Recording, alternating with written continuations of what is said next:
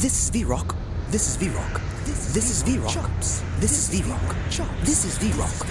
This is VRoc. This is VRoc. This is VRoc. Chops.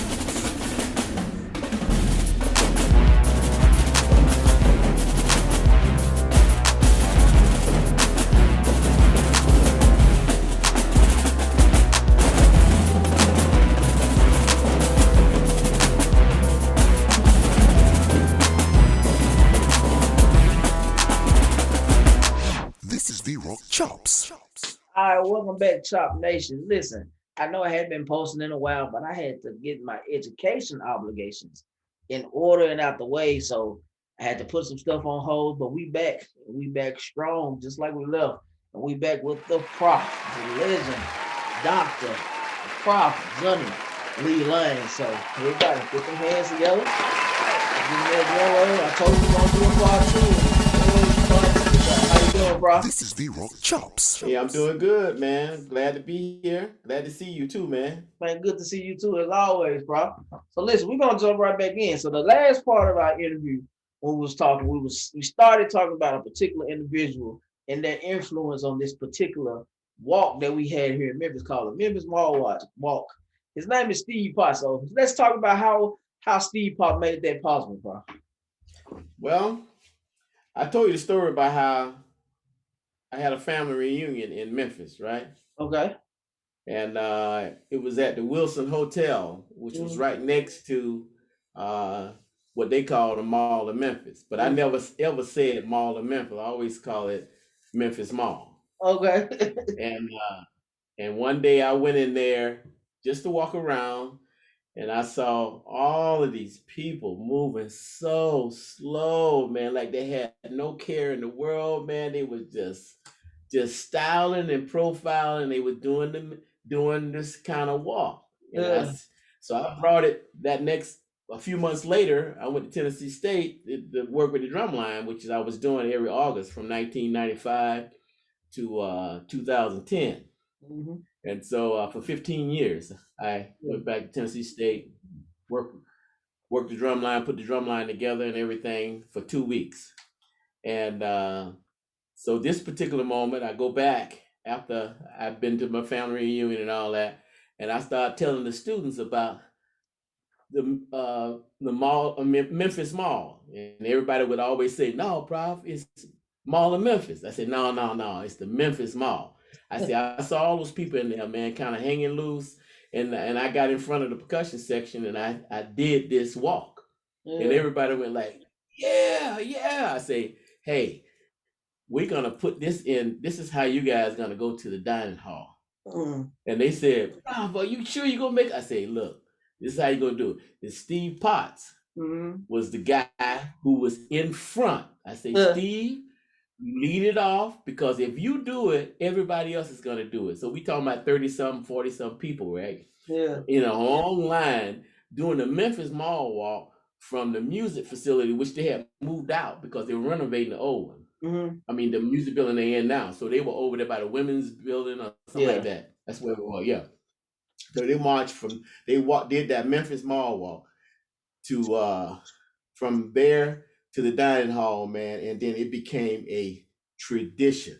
Yeah. And the thing is, they never would have done it unless Steve Potts got right in front and he started that thing, man. He was styling and profiling, and I was on the sideline laughing.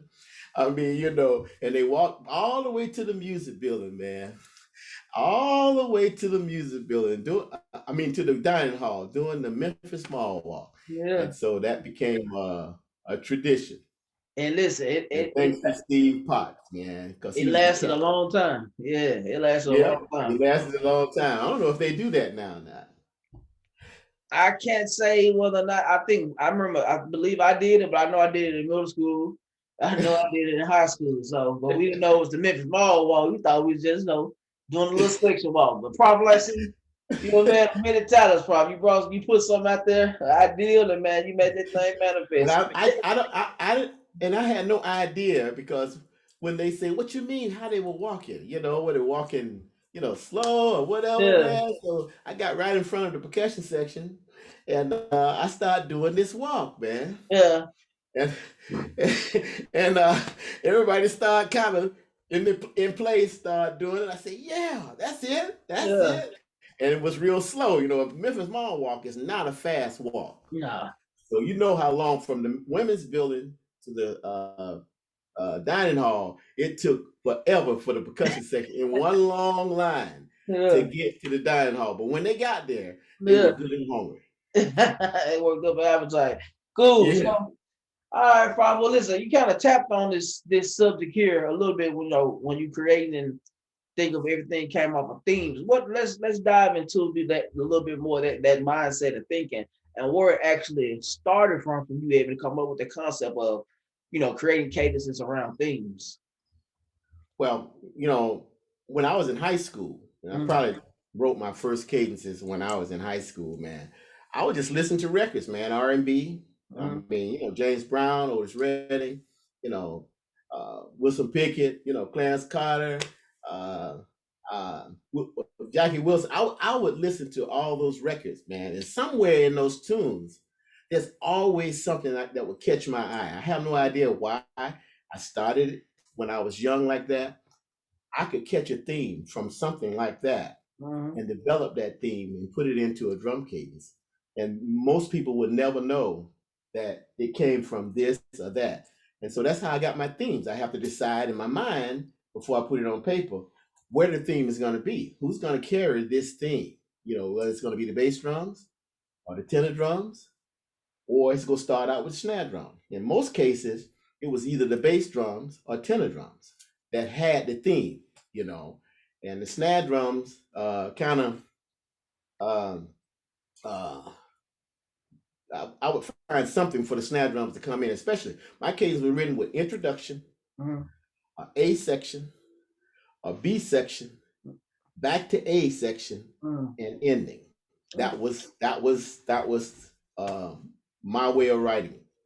And some cadences, like stick cadence, something like that, it just kind of evolved. The more you play it, the second time you play it, something else happened. The next time you play it, something else happened in the bass drums or tenor. You're still playing the same stick cadence, but man, it sounds like you got about three different variations of it because of what's happening with the cymbal players, tenor drum players, and the bass players. So that's how I ended up with stick cadence and those kind of cadences like that. Now, the last cadence I wrote was a cadence. I was at Tennessee State. Can't remember what year it was. It had to be 90 something. I started in 95, so it had to be like 99 or 97 or something like that.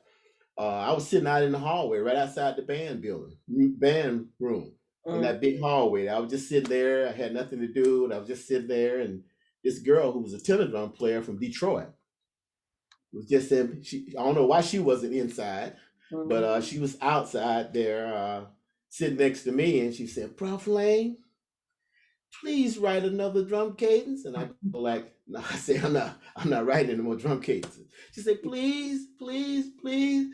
And I said, I'm not writing any more drum cadences." She said, "Please, Prof Lane, it would mean so much to us if you write one more cadence." And so I said, "Give me a piece of paper." And so she got a tablet, and I started thinking about what I was going to do since this was going to be my last cadence. Yeah. You know, because I figured like I was going to divorce myself from writing drum cadences, and really that was it. That was my last one. Yeah. For real. That's a long time ago. Yeah. And she said, "What?" I said, I got something in my head. I don't know why the group chic came to my mindset. And I just remember that monster bass drum line. Bass line of the piece called Freak Out. Freak out. Yeah. And so, yeah. And so, Freak Out. You know, and I'm going like, and that boom, boom, boom, boom, boom, boom, boom, boom, boom, boom, boom. Boom, boom, boom, boom, boom, boom, boom, boom, boom, boom, boom. Then I added doom, boom, boom, boom, boom. And that's at the top of the bass drum. Boom, boom, boom, boom, boom, boom, boom, boom, boom, boom, boom.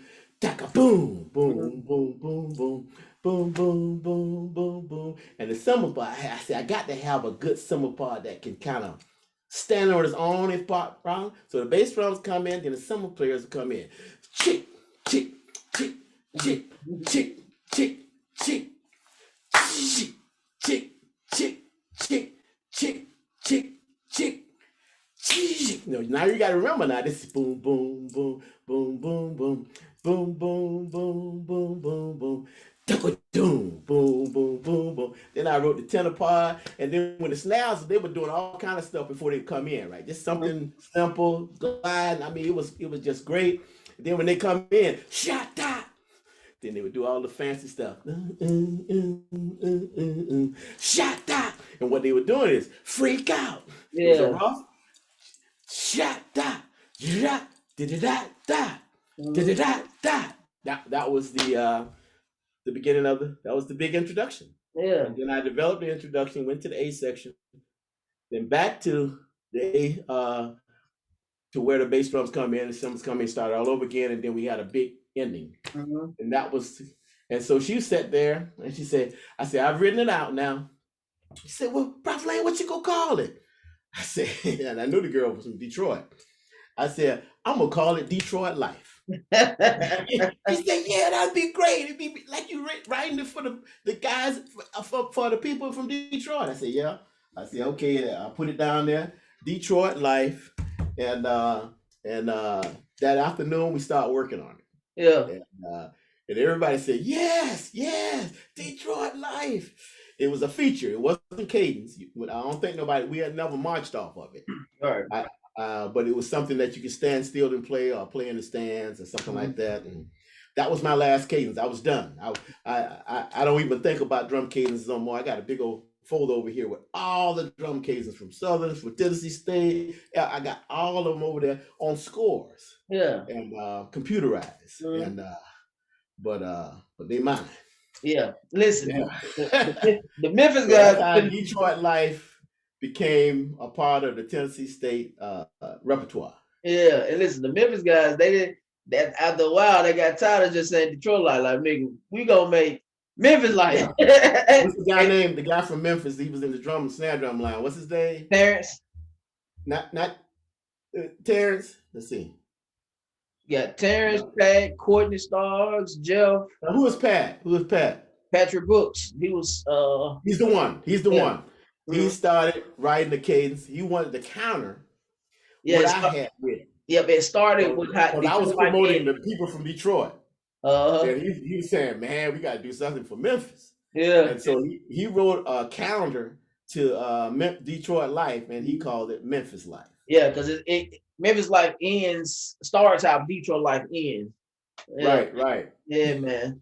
So that's a cold case problem, man. Detroit Life. I mean, being that it was my last one. Yeah. I just said, man, shoot. I'm sitting there, man. I just got this tune in my head, and I have a record. I have an album over there. Yeah. With this on it. And I'm just sitting there. I guess I must have played it the night before or something like that. And so the rest is history, man. I write the cadence of Detroit Life. It become a stable with Tennessee State in their repertoire. And then, like you said, Memphis Life starts where Detroit Life ends. Right.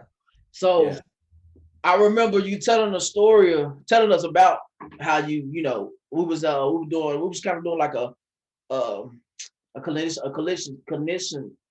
clinician section. I can't get it out of my mouth. My tongue's out. But you was speaking. We were in the auditorium area, the auditorium area of the PAC, and you started talking about different things, and you was telling how you started writing your cases using certain songs. So I remember that when I was in school, and so my first cadence that I wrote. No, I'm gonna take that back. I wasn't in college yet. I was in high school, and you was talking about that. And I remember my first cadence I wrote is actually the intro cadence on my video. It's called KV. And the bass part to KV is the TS, kind of like the TSU arrangement of Jamaican Funk. So boom, ta-ta, boom, boom, ta-ta, boom, boom. Tom Brown. Yeah. So Jamaican Funk is, I use that. I have the album. See? See, I use that concept when I remember you saying that, and it stuck with me. And that's kind of been like one of the things I kind of adopted from you over the years of making a lot of stuff. I have occasions I did for Whitehaven. It's called what is it called? 3D LP, which is well 2D LP. I'm sorry, 2D LP is like 2 days Fresh Prince. So it's the theme of the Fresh Prince of Bel-Air theme song. So I got a cage with that in there. So yeah, I've used your concept a lot over the years. So Yeah, yeah, man, it's a lot of fun, man. yeah, People don't realize. I think things have gotten to the point where now it's all about just putting as many notes as you can play in yeah. there, and all the backsticking and people attempted to play backsticking. See, that's another thing. That's another story. You talk Okay. about backsticking, but everybody trying to play all the stuff, Mhm. and when you listen to some of the ones that I've heard on um, YouTube or somebody put something on Facebook, I'll click on it for a minute, man. And some of the stuff I like, but a lot of it there's no theme, there's Yeah, no there's just no melody. just notes. It's just playing. Yeah, And playing as hard as you can play, put as much stuff as you can do in there, man. You don't realize. James Brown said it, man. It's all about the groove. yeah. People are not gonna remember all of them notes that you play, Hmm. but people are gonna remember a theme from a drum cadence. They're Yeah. gonna, they're gonna, like when like that Southern case Jack, they gonna remember do do do do do do. They gonna remember that, you Mm-hmm. know. And that cadence I wrote down there called Drive 70. You got to drive, chop chop chop chop chop. They gonna remember that. They go home and 5 days later, a month later, they go, man, you remember that Drive 70? You Yeah. know. And then all those cadences for many years that I grew up with at FAMU, man. Like I said, I started playing on Falk on my plates when I was little. Mm-hmm. Fifth and sixth grade, I was playing jot that that jot jot that jot that that jot that. That's all. Everybody in Florida knew the sound of the FAMU cadences. Jot that that that that that jot that that that jot that that. Everybody knew that without being a percussionist, Yeah. everybody could sing the FAMU cadence and the Death March, Mm-hmm. you know. Yeah. So it's just things that, when you write, you got to think about the perception of what you're writing rather than just writing something that's hard Right. and difficult and there's no groove. Right. Sometimes I wonder how some of the marching bands march to some of that stuff. Mm-hmm. But that's the new trend now. So I don't have no say in it. Yeah. You know. Now you're right though, Prof. I get it, man. I If love somebody called me up and said they got a job for me, man, they're gonna pay me $1 million a year to come back and to come out of retirement and do it all over again. yeah. See, you the man. They got somebody gonna call probably because you the man, man. Listen, if you want it, you gotta get it. But no, yeah, I totally agree and understand exactly where you coming from. And that's kind of like my approach to like even how I play set. I like the chops, I love the chops, but I would prefer just to just lay back, just sit back there and just, what I'm saying, and just hold it down. You know what I'm saying? That's what I like. That's why Bernard Purdy and Steve Gadd and all those guys made a living, man, just playing simple grooves on records. They made so much money, and they didn't have to show off anything. They just laid it down because they know it's all about the person in front, and it's not about them. Yeah. And they making the records. Yeah. And everybody else is working on their chops. Yeah, one of my favorites, one of my 1B. I got a 1A, 1B favorite drummer. This guy named Stanley Randolph, and he was when I say blazing, like he can do any and everything. But now he's just so much on like funk is his thing, and he just find the groove and just and it that guy's cold. And I got another guy, Chris Pratt. He can do it all too. So, but Stanley, as far as like just laying back and getting to like this funky playing, like that dude there is something serious. So yeah, Prof. Cool. So let's move on a little bit further, Prof. Let's talk about some stuff that I'm trying to open up this realm of getting my guys here, especially my high school guys, to understand the importance of getting in these method books. So I got this one. Yeah, that's my marimba book, and I then got got this it wrote one. it. Yeah, you got the snare drum book, Yep, and I got this one. and that's the book that's I don't have published out there, but I Right. have it here Yeah. at home that I make copies and send out. So Um, let's talk about your mindset and your development for these particular this literature here. well, the first book I wrote was this one, Okay. but I already had rudiments in slow motion, and then I had a handout with 24 exercises, and all those 24 exercises um, are somewhere in this book. Okay. All right. So that for years and years and years, even when you guys were at Tennessee State, I was passing out that pamphlet that had 24 exercises in it, about 4 or 5 pages. Mm-hmm. Yeah, and that was my standard. I mean, that's what I taught. If you could play those 24, you a bad dude. If you can really play those 24, you taking care of business. Now that flam stuff in those 24, if you don't have a good flam, you can forget it. If you playing at it, it's not going to take you to the next level. You got to master the flam first before you attempt to play the flam exercises. Because the flam's got to be consistent. Your right flam, left flam got to sound the same.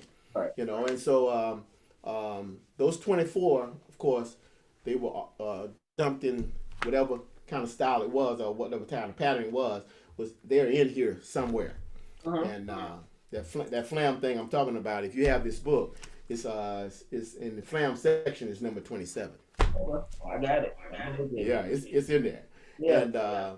And this book here is Mallet Method. This is what I taught all my students for all those years. It's got all the 2 mallet exercises in here, all the scales, arpeggios, dominant sevens, diminished sevens, 1 octave, 2 octave, playing the full range, 4 octaves up the C major scale, up and down, over and over and over with 1 step.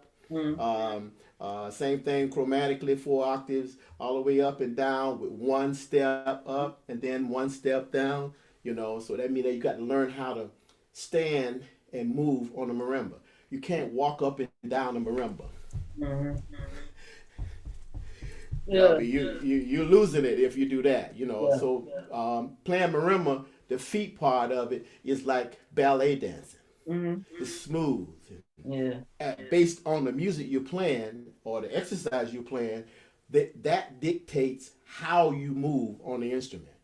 And most of the time you're either leaning or whatever, and then or one step without bringing the other leg up, just because you're going to be there for a second, and then back, because what if you had taken the other leg up there, now you got to make 2 step, boom boom, back. So that's so important. And that's all it there's a picture of me, man, way back when I had all the hair. Remember the curly hair? Yeah. The curly hair, man. I mean, boy, that's a long time ago. But anyway, it has my 4 mallet exercises in here. She teaches the roll exercises, the stroke exercises, the independent exercises where you're moving the mallets, separately, and you can see the mallets moving separately rather than just turning the wrist. All right. So you can see that I'm bringing this outside mallet up to play boom, and you can see where I'm bringing this up to play boom, and so forth and so on. So all of those exercises for all those 33 years of teaching was out of this book. Right. And then some of my students will buy the Lee Stevens 500 Method of Movement book, which has 500 exercises in it. Lee Howard Stevens is the most famous marimba player. Okay. And, but that book was that. And then this book, with the one you bought, has all the 4 mallet exercises in it. Got some chorales in here. Got some other stuff in here. Just some great stuff, man. You can adapt it to 5 octave marimbas too. So when I wrote this book, when I wrote all of this stuff, and brought it in with Dr. Sam Floyd. I talked about Sam Floyd. Dr. Floyd he was the percussion teacher at FAMU before Shayla James. Okay. Yeah, and Dr. Floyd went off to get his degree, and he never came back to FAMU. And so he stayed at SIU and got his master's and his doctorate, and then he started doing the research in Black American music. And he's the reason why we have Black American music books and history and all of that. He was the director of the Center for Black American Music, and in Chicago, and it started out at FIS. It started out at SIU, then Fisk University, and then Columbia College in Chicago, downtown. And it's still going strong. I don't know who's the director now, but this book was done. This was the first book we actually published. Okay. All right, and then this book, Richard Walker was with Zildjian for a long time, and he also taught the drum. He was a professor of percussion at University of Arkansas Pine Bluff, and he replaced me when I left at IUPUI here in Indianapolis. He became the professor at IUPUI when I went to Remo. Okay. In 2005, and so Richard and I got together. It was easy because he built the home about less than a half a mile from my house, in the same neighborhood. Okay. So it was easy for us to come over here, man, and get the pads out, man, and work on these exercises. And so he recorded everything. Everything in the book is on that CD, and that's Richard playing. Richard is playing all of them on that CD. Yeah. I still listen to. I listen to your CD from Eastern. The guys playing those old cadences that you wrote. Oh yeah. I got all the cadences on a CD, and I think I have some Tennessee State, and then the majority of them are Southern, and then we have some original ones that we put on there. So I got all the cadences on there. Got Jack Johnny Get a Haircut, Ray Charles, Mahmoud, Chester, Midnight, Jackson State, all of them on that. Drive 70, they're all on there. And plus they got the cadence that some kind of way went out of the sequence for a while at Southern, which was the cadence that I wrote that had my nickname, Night Train. Night Train, yeah.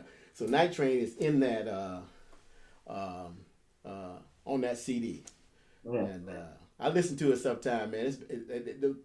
Most of them are white kids, man. They're playing the hell out of those drum cases because I taught them about, I'm making sure they do everything right. They're playing all the parts right, everything, man. And I got a video of that CD somewhere in here.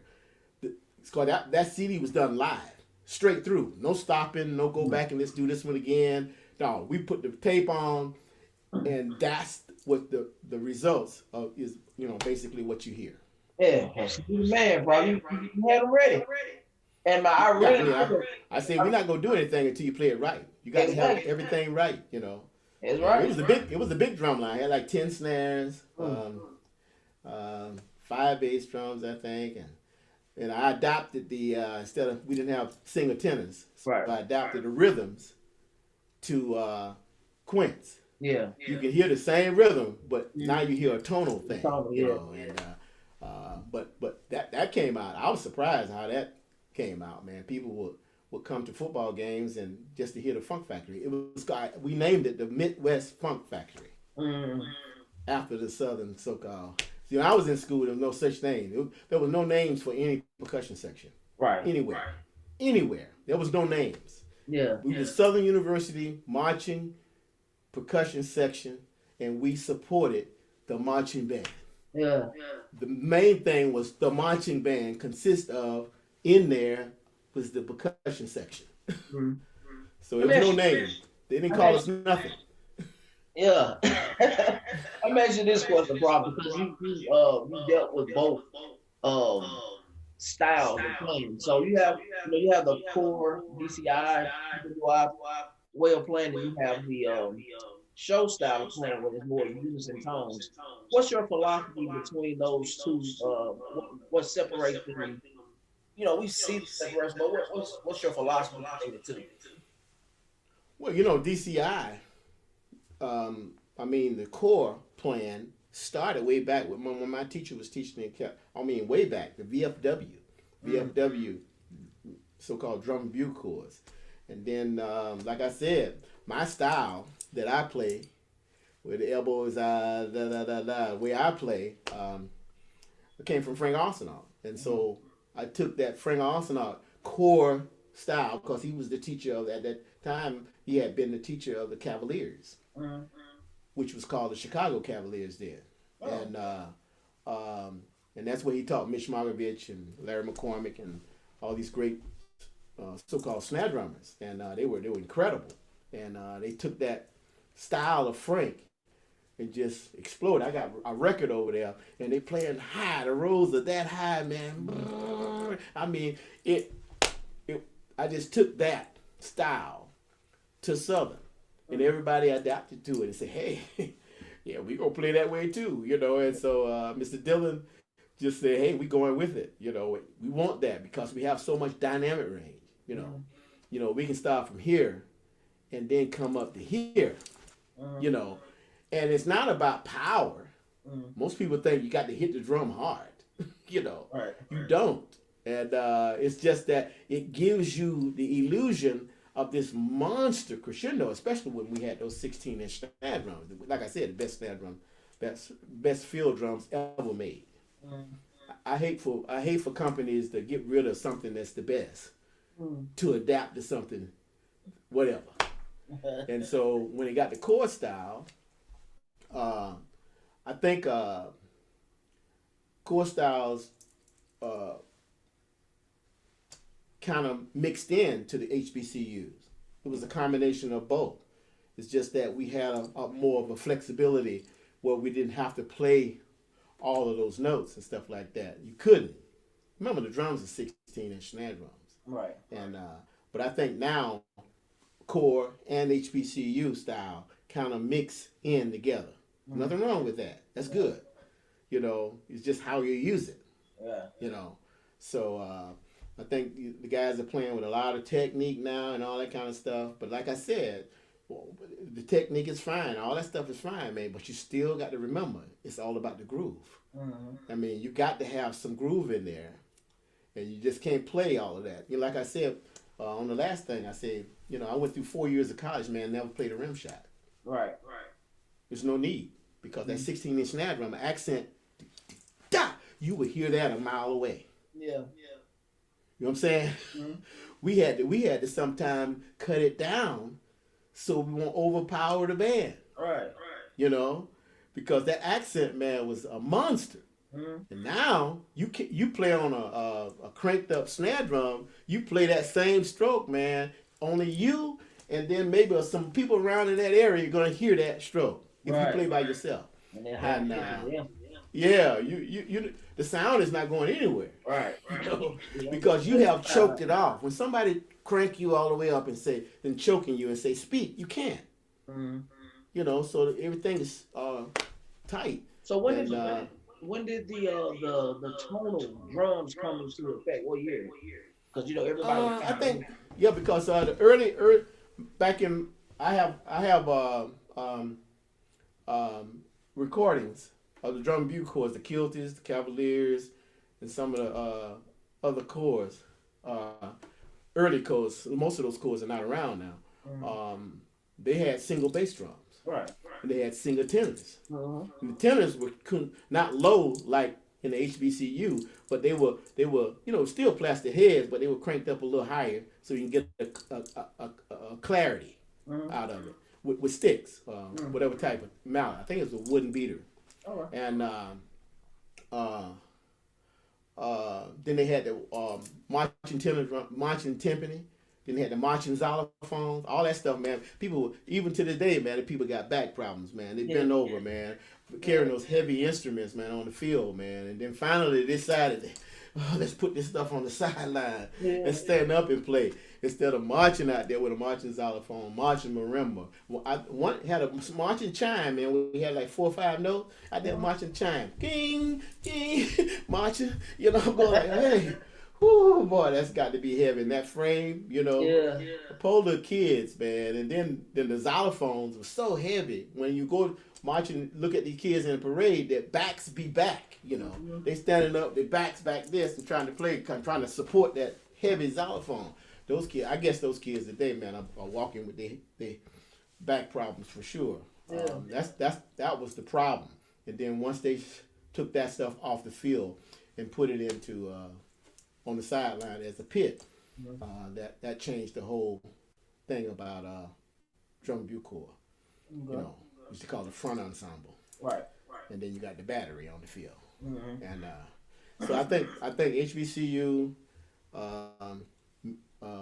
took a little of the core, and they started getting some of the guys who were African Americans who played in core that would go to a HBCU, start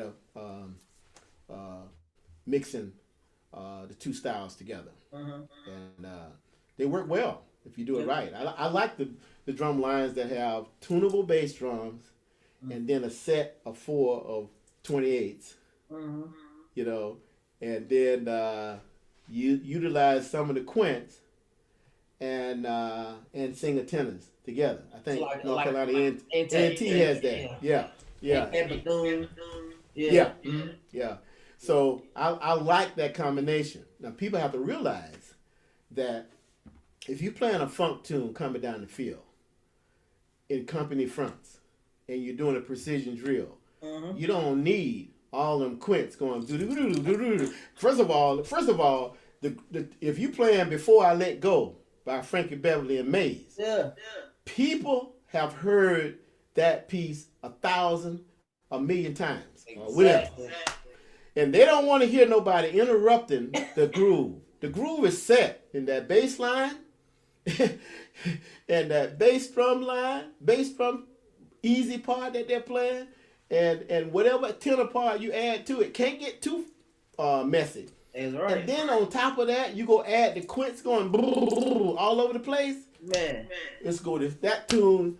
When you lose the groove of a song, it's over. The crowd is just like this in the stand. Yep. And even some snare drum parts they be having put it up too much. I've got to breathe. That's right. You know, and you know that's why James Brown, man. If you listen to all the James Brown records, the drum set players never played on the tom toms. They so did. Think about it. And the only time, I'll tell you which one. Only time you're gonna hear Jabbo or Clyde or Melvin Parker or any of those drummers play on the tom tom was when you get to Cold Sweat Part 2. Remember, it was 2 parts of Cold Sweat. Part 1, Part 2. Part 2, where you get into Maceo doing the solo. Part 1 ends with Maceo getting ready to do the solo. Okay. When Maceo starts the solo in Part 2, then James Brown say, I want to give the drummer some. When he said, give the drummer some, and he said, Clyde, you got it. Then he goes to his thing. You go hear the tom for the first time in James Brown. You go say, oh man, he played the tom. They got the drum sets look so pretty, man, but they only plays hi-hat, snare, and ride. That's it. And bass. Yep. That's it. All them grooves, man, that set the standard for what is called funk. Yeah. Definitely. Before James Brown, there was no such thing as funk because everybody was still playing on 2 and 4. But he set us up with Papa Got a Brand New Bag was the beginning of what is to be. It was still 2 and 4 on Papa Got a Brand New Bag. But then when we got the Cold Sweat and he took that beat off the beat, when he did that, that's where funk started. Listen, I'm gonna tell you right there. Get Up, Get On Up is my favorite James Brown. Yeah. That thing there. Yeah. a lot of drum cadences can be written from the music of James Brown. Yeah. Yeah, you could take that Living in America. Is it Living in America? Yeah, I think it's Living in America. Yeah. You could take the rhythms in there, some kind of way, guitar, somebody's, whatever they're doing in there. You can write a monster cadence, and you can title it "Living in America." Nobody go think about, man, why they call that cadence "Living in America"? you know. But Maybe something to think about. yeah, I mean it's some stuff in there, man. I'm And gonna then check it's it so out. after James Brown got introduced that funk, all these other groups that start doing that. It's just so much music in the '70s and '80s that's full of drum cadences possibilities. I had a friend a couple years ago. His dad brought me it was a CD, it's an old CD, a whole lot of old stuff, a whole lot of old songs. And he said the exact same. He plays drums too. He said, "Man, listen to this and see what you can come up with." So I checked out a couple of them. I started on two, but I hadn't really fully got it. But I still got the information in there. So yeah, you're right, bro. Yeah, so it's um it's the you don't have to sit around and try to figure out I'm gonna write a drum cadence and you're sitting there blink. You're going like, man, I can't even think of how I'm gonna start it off. You need to listen to some music, man. Yeah, Listen to some music. yeah, Like that cadence air puzzle. Craig Williams and Bubba Bryant, who were percussion students at Tennessee State when I was there. They got together, man, and they took that Santana groove. Do do do do do. Do do do do do do. Do do do. They took that and they just added a little rhythm to it. Do do do do do do. Do do do do do do. That's tenor. Do do do do do do. And the bass drum. Do do do do do do do do do do do do do do do do do do. And there's something going. Do do do do do do do do do do do. Snare drums come in. Jack. Right, tick, tick, right, tick, tick, right, tick, tick, jack.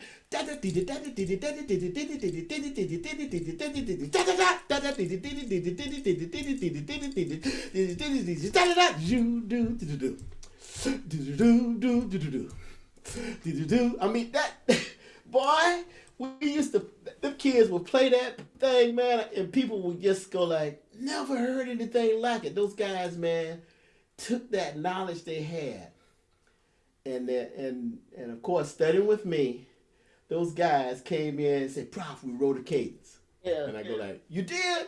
I said, I got to have a score now. Don't come here playing some parts on some pads and stuff like that. He said, Prof, we got the score. I have the score right over there. I have the original on music paper score of that cadence, apples. And it's all written out. And it's bad. And here again, I think the reason why it threw me off when I heard Tennessee State playing, they played it so slow. One day they were playing some stuff before I walked in.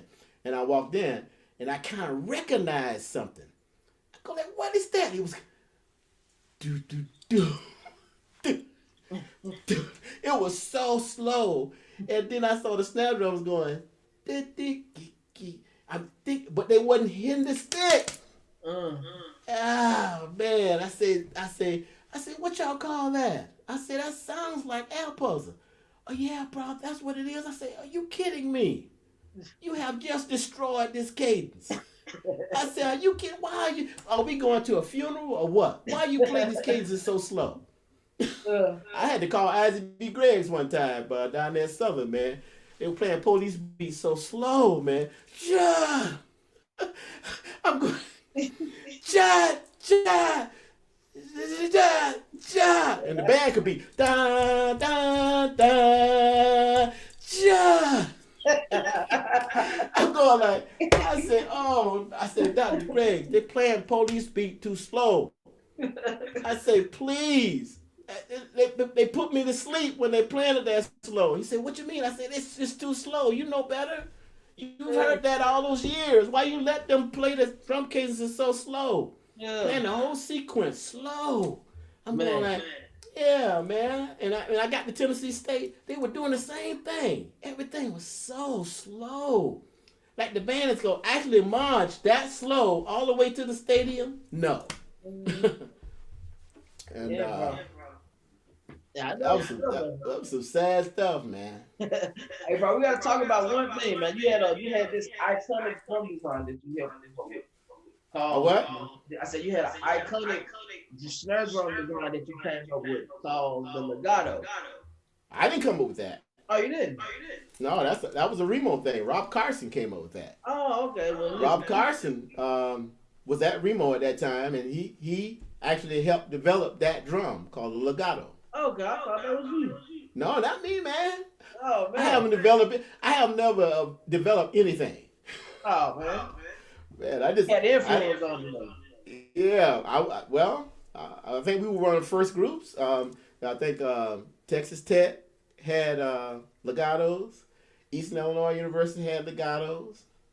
I can't remember who else had legatos, but yeah, we were.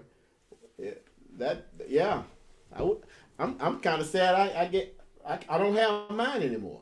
Man, You know?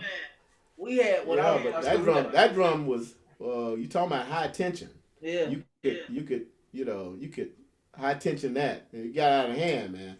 You know, I'm at the age now, man. When I hear a high drum, even on a video, so people be saying, check this out. They sending me stuff, and I hear the high snare drums, I get a headache.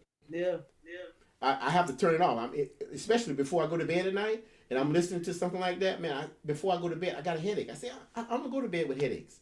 I don't have headaches anymore. I don't have no stress. You know, I'm a stress-free person. Yeah. You know, and people say, why you not stressed out? I say, I can't be stressed out because stress is not good for you. You can have stress in your big toe, big toe, your thumb, anywhere. Stress gonna go in your elbow, everywhere. That's stress. You know, and you around popping all those pills because you got a headache. You know, and you don't need those pills. You just need to relax, get away from it, put on some classical music, very soft, put on some rock monitor, and turn it down low, and the rest is history. You don't have to take no pills. You know, people just popping these pills because they got a headache. Yeah, me being in school lately, music history class. That's all I've been listening to. Like one of my poems is Jay's Bop. I can't remember which one I got it on, but it's one of those one of his pieces playing. You know, Bach was a bad dude. I just heard this the other day. Bach, when he was 19 years old, he wrote his flute concertos. 4 of them. I think he has 4 flute concertos. Yep. He wrote them all when he was 19. Mm-hmm. You know, this guy wrote over 2,000 compositions. Yep. It's only one other person who wrote 2,000 compositions. You know who that is, don't you? No. African American. Who was that? Duke Ellington. We hadn't covered it. I haven't covered it in school. So Duke Ellington wrote over 2,000 compositions in all styles, all classical, gospel, spiritual, jazz, everything you can name, man. Opera. We're talking about Russian composers right now. I hadn't got it. I'm just Russian composers, so I gotta wait. None of the Russian composers wrote 2,000 compositions. No. I'm saying that's what I'm in my course. That's what we discussed. Yeah, you're on the Russian composers. Yeah, a long way to go. We ain't made it to American composers yet. Yeah. But when you think about it, man, this guy wrote over 2,000 compositions, Bach. Mm-hmm. And the same thing with Duke Ellington. Wow. That's amazing. It's unbelievable. I heard some music of Duke Ellington today on Sirius. I said, man, whew. It was all classical. It was on the classical station. Mm-hmm. And I go like, man, these people were geniuses. To say you 19 years old and you writing a lot of this music. Yeah, they were 19. 19. Well, Duke Ellington the same way. You know, he started when he was young too. A lot of musicians who started when they were young, composing and writing. Yeah. And so forth and so on. So it's just endless out there. You know, if you're a musician, you're serious, man. You got to. I would tell young people. People say, what should I do before I play snare drum and all that kind of stuff? And I say, man, you need to study piano. I say, if you're in second grade, third grade, don't put no sticks in their hands. You need to have those kids, parents, taking them to private lessons, man, on piano. And nowadays you can buy these little pianos and stuff like that. They don't have to have no big piano. That's very expensive. They can just enough they can do whatever they have to do and read and bring out the music within them through the keyboards and stuff that they're studying. And you transfer that to the snare drum or percussion, you will be a monster, because now you bring in musicianship to the drum section. Musicianship means so much to me than not having musicianship. You can tell a drum line that has musicianship, and you can tell the drum lines that probably don't know what musicianship is in what they're playing. Yeah. You know, and sometimes I think you can overwrite. If you playing an Earth, Wind and Fire tune, you can't destroy an Earth, Wind and Fire tune. No, you can't. You overwrite, and all of a sudden you hear all of this. And sometimes I think that cymbal players think that everybody come to football games to see them. Yeah. You know, it's like whenever you heard the hi-hat on a drum set sound like gee.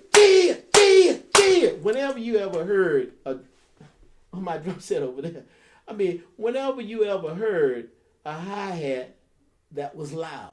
Yeah. And here you are playing the music that everybody in the stands have heard, and you're playing so hard. Yeah. And you forcing the band to have to play louder and louder, because the cymbals are out there on a limb by themselves. Yeah. And then when they're in the stands, they spinning. Say, don't watch the football game. Watch us. Watch us. You know, and they're constantly moving. You know, that's a distraction. You're going like, why the cymbal players spinning? You look over at the other band, they spinning.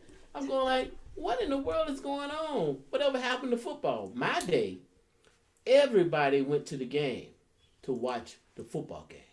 Yeah. Supported by the bands. Right. The bands never played when a football game was going on. And the percussion section played with the cheerleaders. Cheerleaders be down there talking about cheering, go, go, defense. The band is up there playing their tunes and all that. Cheerleaders have to stop. Then all of a sudden the band stopped for a minute. Then they try to get the crowd to go with the cheerleaders. But no, the percussion section started playing a drum case. And then now it takes away from what they saying, defense. I mean, it's gone. You know, we had to rehearse with the cheerleaders. Oh, wow. 45 minutes every Thursday night. We had one finger for the first cheer, two fingers. So when the cheerleader down there, she look up at me, section leader, or whoever's section leader, and she'll notice that that's going to be the next cheer, or 5 or 10, whatever.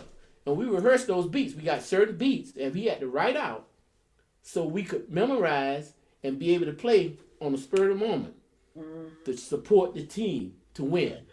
When the band and the cheerleaders, the percussion section and the cheerleaders are under one accord, it seems to move the team in the right direction. They're moving down the field. Whatever we're doing, you don't stop. Okay. Because they just made 10 yards. They just made 20 yards. Something about what you're doing, that groove, that quarterback is in that groove, man, because of what's going on. What do you want? Touchdown. What? TD. What's that? Touchdown. What do you want? TD. down there. All of a sudden, the team is going down the field, man, because they feel that vibration. Yeah. And they score a touchdown. Mhm. That means that, hey, that worked. So next time we get the ball, we're going to do that again. Yeah. I You get know? it. So it was all about the football game, man. We got a philosophy at the White Haven that we use for when we on defense. So yeah, I understand. Yeah.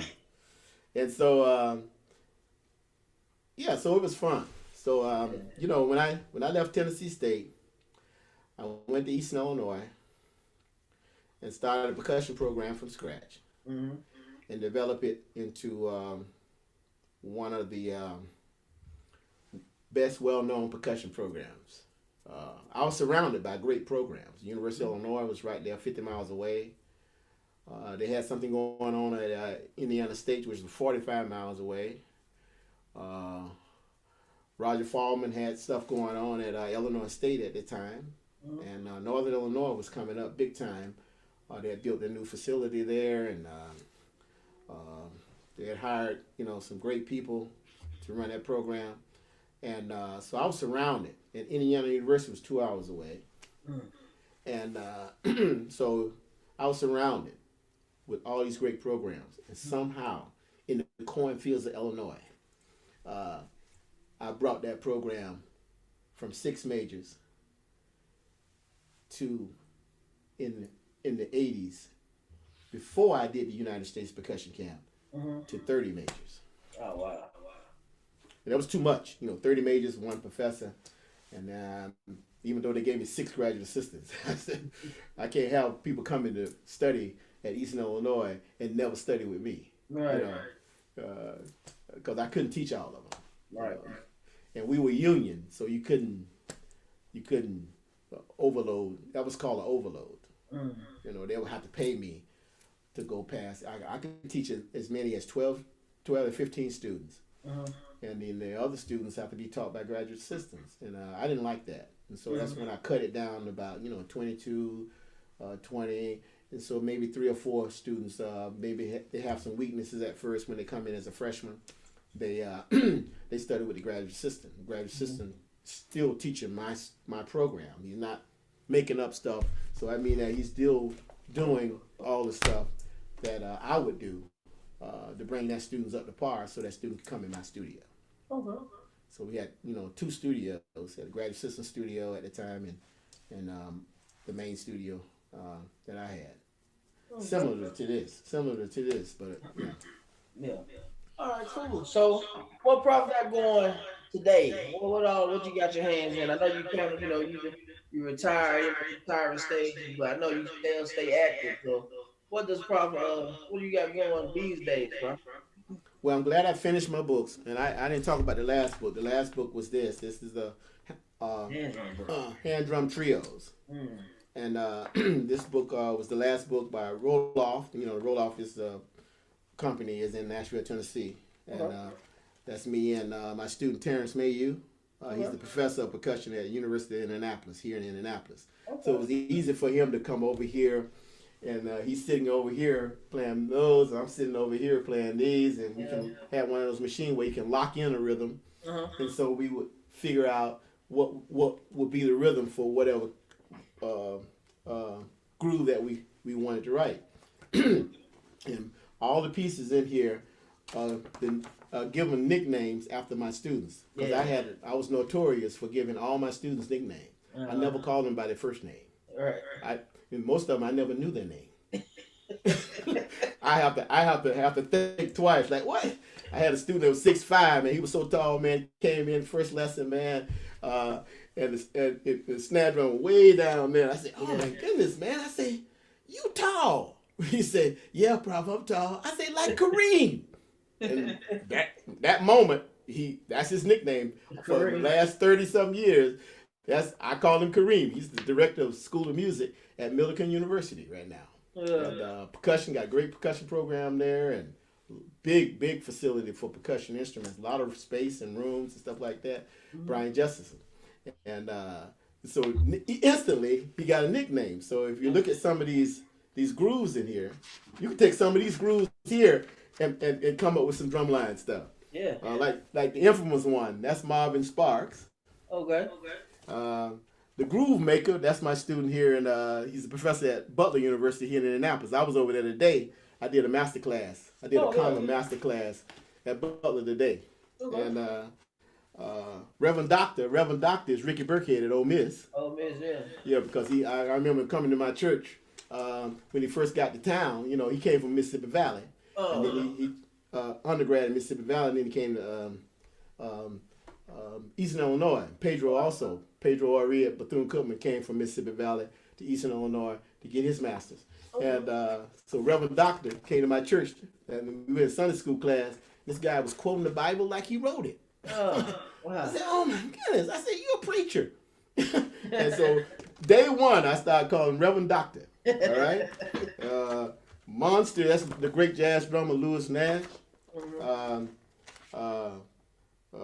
Houston Connection, that's Sam Dinkins in Houston, Texas. He owns a music store and teaching facility in Houston. Okay. He used to bring a lot of kids from Houston to the United States percussion camp, my percussion camp that went on from 1987 to 1999. And you got the Hammond here, you got an international, that's Jeff Pelton. You got Flash, you got, there it is, see, Kareem. Yeah. Yeah.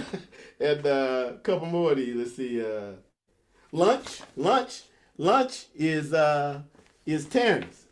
That's Terrence. Yeah, Terrence.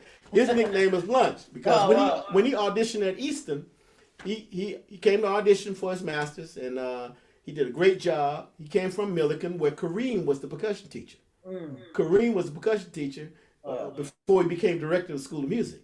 So Kareem sent Terrence over for audition, and then after we auditioned, I said, man, I need to take you out to dinner, because it ended up to be about 5 or 6 o'clock or whatever, and he said, yeah, I'm ready for some lunch. I said, no, dinner, man, dinner. No, I only eat one meal a day, and whether it's breakfast, lunch, or dinner, I call it lunch. And so immediately, he got a nickname before he even started at Easton. I go like, and to this day, his whole family, I got nickname. His wife called Feast. His little girl that was born, it's called Brunch. And he had another little girl they got, she's called Buffet. Oh, wow. And so that's Lunch, and you got Insane Lou Jaws, that's Don Parker. Jaws, because he could eat, man. I mean, it was easy to get him a nickname, but I mean, he could eat it and make it look so good, make you hungry, man, watching him eat, you know. And Splamus is Tom McGowan. You know, he has that great program at Tyler Junior College in Texas. Got a big percussion program there. Indoor drum line. They play at WGI and all that kind of stuff. Ocean was Ndugu Chancellor. You know, the famous drummer. Yeah. I gave him the nickname Ocean because there's more water than land. I didn't want to call him All World. All right? So I started calling him Ndugu, the Ocean Chancellor. Oh, wow. You know? And he taught in my camp all 13 years. Oh, wow. Yeah. See, Prof, you had some amazing people to come through you. It was great, man. It's been a fun career, you know. I look at it like, I say, man, I can't believe, I look around the room here, all them plaques and all that stuff going around, and going, man, I can't believe that all of this happened. Mm-hmm.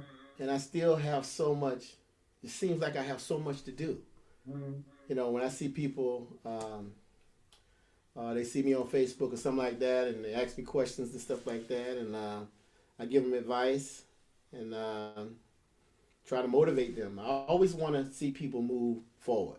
Mm-hmm. It's not about me. People used to think, Johnny, you got any secrets? I say, drummers, I never have secrets. All right. I say, I'll give you everything that I do, that I practice for me. And everything that I practice for me is the first chapter in this book. Because it's making sure the right hand and the left hand sound and do the same things. If you can't make that happen, then you got a long way to go. Yeah. I say that chapter. Why is that chapter so important? Is that I want my right hand to sound like my left hand, and my left hand to sound like my right hand. And I said, and I want them to be able to do the same thing. If I go da da da da da da da da da, I want to go da da da da da da da da. Same sound. So you play that over and over. You're supposed to hear the same sound, but you playing the right hand and the left hand. You know, and so it just seems like it's just so much to do. And I'm meeting a lot of young people. They're asking me questions, and I think that's good. And I recommend a lot of stuff to them. And people say they're having problems with this, having problems with that. And I think most people, you know, Vince, you know how I taught the flam. Yeah. Yeah, I mean, you know, all you guys at Tennessee State, man, should know how to play that flam. Oh yeah. And you know how much it made the sound of the drum sound so full when you play a real flam. If you play a fake flam, it's just a fake flam, you know. But you play a real flam, everybody in the world is gonna know that you playing a real flam. Yeah. You know, this Sunday I'm doing the Minnesota Percussion Association at 4:00 on Zoom, and I'm doing the rudiments in slow motion. I'm doing all the rudiments, and because most people don't know the beginning rhythms of the rudiments. They know how to play them fast, and you tell them slow it up, slow it up, slow it up, slow it up. All right, what are you playing? They don't know what they're playing, and they can play fast though. You know? I always tell people all the time, man, I'd rather be slow and right than fast and wrong. You know, or fast and out of control. I want to be accurate and slow, or medium or whatever, than to be fast and out of control. So when you're out of control, you have no control when somebody says, "Can you slow it up? Can you slow it up?" Then they say, "Slow it up even further." You go like, "Oh man, I can't play slow." Right. First thing they tell you, I can't play slow. You know. I understand. I said it first. I was that person. The way the rudiments sound when it's slow, in slow motion, is the same way the rudiment gonna sound as you increase the speed. And when you get it to a certain point and you start coming back down, it's the same thing. It doesn't change. You don't shift gears. Okay, that's second gear. Okay, third gear. Fourth gear. It's got to be the same, smooth. That's why Frank Arsenal, they had a thing. Where is it? I got it somewhere. Where is it? They had a diagram on how the rudiments supposed to be played. I'm just trying to find it here. I can't find it.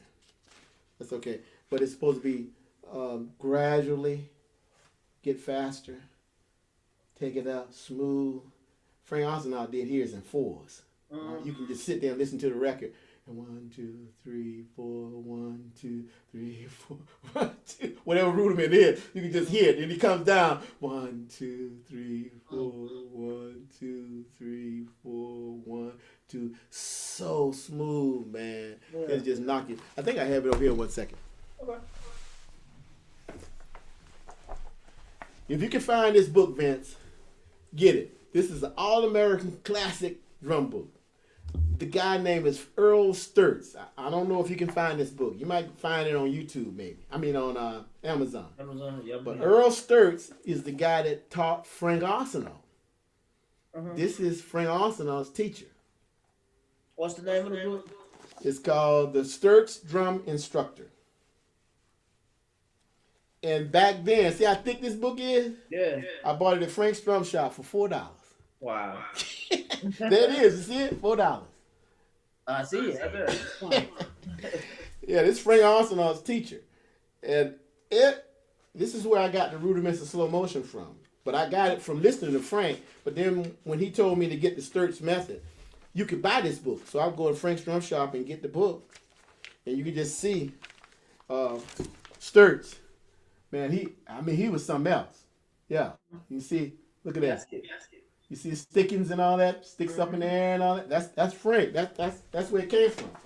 he taught the Eastern style of snare drum. Here it is. There it is. There it is, man. That's how the rudiment's supposed to be played. Oh yeah. Mm-hmm. Yeah. So he says, slow start, a minute and a half, all the way up to your top speed. Then a minute and a half, bringing it back down. Mm-hmm. And that's back in the day we used to call that running it down. Yeah. Run it down. Yeah. Yeah. Can you run down the 5-stroke roll? Meaning that you got to start super slow and gradually increase the speed and bring it back down to where you started from. Mm-hmm. That's running it down. Yeah. And I don't hear that word anymore. Yeah. They call it slow to fast or something like Open, that. close, open. Open, yeah, open, close, open. Yep, that's But what if you say running it down, man, that's old school. It means so much to me to even hear a young person talking about we're gonna run it down. I'm gonna bring it back for you, bro. Yeah, man, bring it back. I want to see everybody in Memphis running it down, slow to fast. It's not about speed. Through accuracy, speed will creep up by itself because you have so much accuracy. You have so much control. You're not out of control. People don't really say, I'm playing so accurate. Yeah, you're playing accurate. That's good. I'm trying to get it faster. No. Don't try to get it faster. Just keep playing accurate. Accuracy is the most important thing. It develops speed without you thinking about speed. You can't think about speed because then you're going to do something doofus. Yeah. You're going to do something out of character and it's not going to be clean. Right. So I want to be clean and right all the time when I'm playing. I want to be so accurate. If you watch that YouTube, that Zoom, you got to go on there and click and you got to sign in before Sunday. If you go on there, you see that you'll see how even though I'm moving faster, I'm not taking that long on each rudiment, but I'm taking it up just show them how gradually get up to a certain speed and then bring it back down and stop. So the rudiment never changes. Right. You know, so that's where the rudiments in slow motion came into being. Gotcha. No problem, man. Listen, I appreciate your time. I know the hour is late. It's what, 9 o'clock? Yeah, it's 9:20 here. Yes, I'm gonna let you get some rest. I know you don't want to probably practice in a little while, probably. No, I'm not gonna practice it. This because I did the master class. And I taught my lesson at Butler for the first time in person. So I've been gone for a whole year. So it felt so great to be in person, man. Even though we had masks on, people spread out, all that kind of stuff, man. They hadn't seen me for a whole year. Yeah, we just got the okay to start back practicing in Shelby County. So yeah. So people got to realize, man, this virus is not gonna go away. Right. It's gonna be here forever. Yeah. So that's why you have to take those shots. Mm-hmm. And just like you took the shots for measles, chickenpox, Yep. and polio, all those shots, because it's not gonna go away. It's not like it's gonna disappear. Right. It's gonna get hot, like somebody said, go get so hot that it's just gonna fly away and be gone. Yeah. No, this thing is here, man. It's not going anywhere. Look, like did you see what's happening in India? Not how it happened. Well, they have to shut everything down in India. Again? Wow. Yeah, I mean, there's so many people dying. It's unreal. In Brazil, and the Brazil thing is coming here. Right. Yeah, it's coming. People flying from Brazil to here. I mean, so it's here. Yeah. It's already here. Yeah. And all it takes is that stuff to start traveling around to all those people who haven't had a shot or nothing. Man, they're gonna have to start shutting stuff down. You can't open up stuff and think that it's gonna be like it used to be. Right. I told somebody today in that master class, I said it's never gonna be like it used to be. For what we went through, it'll never be like that. Like you remember. Yep. Every time I get on the plane, I'm gonna have a mask on. Oh yeah. Oh yeah. 5 years from now, 10 years from now, I'm gonna have a mask on. I'm not getting on no plane without a mask. Oh yeah. You right, bro. I said the same exact thing. I said I probably wore my mask the rest of my life. Yeah, because At least to you the know near when you look at it, we last year this time, last January 2020, before we got into the virus thing, we had 400,000 people in the hospital because of the flu, hospitalizations. This year, 3 months ago, January, we only had 168 people in the whole United States in the hospital because of the flu. Right. Why? Because of COVID. We wearing masks, we washing our hands, we kind of staying away from people. You know, we're not hanging out and doing all those kind of things. And that's why this flu didn't have a chance this year. Right. It did. The flu did not have a chance. You're right. 100% correct. That's telling you something right there. Yeah. Oh yeah, definitely. Well, Prof, once again, man, I appreciate your time. I appreciate the knowledge and information and the history. You know, whenever you want to talk about some stuff or promote some stuff, just let me know, Prof. You know, I'm always a phone. Well, the next interview I do is gonna be at Soul Fish in Memphis. We gonna do it. We gonna let them give us a corner. Yeah. And we go eat fish, and we go answer all the questions. You go get questions from all the percussionists in Memphis and all around. And he said, question number 1, Prof, while I put that big old piece of fish in my mouth and the shrimp, you know, what do you think of so and so and so? And we're gonna do it, Prof. We're gonna do it, man. We're gonna do it in Memphis, man. So I need my hotel, man. That same one. I got you. Okay, all right. And then we go end up the next day, go to Bobby's. We go have like 20 people walk in there at the same time to have the Prof sandwich. That's right, Bobby. You heard Bobby. Yo, we go get 20 people together, man. We go walk in there, man, line up, man, to get the Prof sandwich. It's gonna happen, bro. Yeah, man. Thanks so much, Vince. I appreciate you. Appreciate you, bro. Ain't no problem at all. Yeah, when we gonna start lessons, man? Next month. I said May then. Oh yeah, that's right. Yeah. Next month, yeah. We're going. We're rolling, man. We're rolling now, man. That's gonna be my summer school courses, so I gotta do that. Yeah. Yes, sir. All right. Listen, Okay.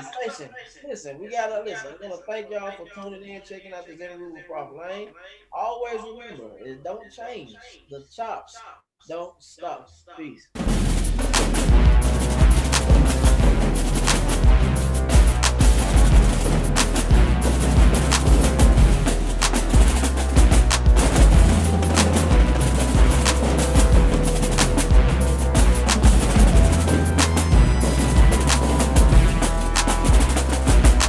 This is VRoc Chops.